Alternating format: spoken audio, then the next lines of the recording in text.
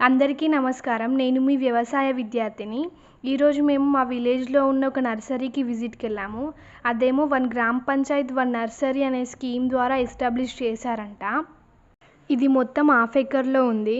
ఇందులో avenue plantations కోసము, communities కోసము, ఇంటర్నల్ కాలనీస్ కోసము, సొసైటీస్ కోసము, ఇంటిలో పెంచుకోవడానికి మొక్కలను పెంచుతారంట. ఇందులో మొత్తం 10,000 మొక్కలు పెంచుకోవడానికి వీలుగా ఉంటుందంట. నర్సరీ చుట్టూ మొత్తం టేకు మొక్కలు, అలాగే టెకోమా మొక్కలు పెట్టారు. చూడ్డానికి చాలా ప్రశాంతంగా అనిపించింది.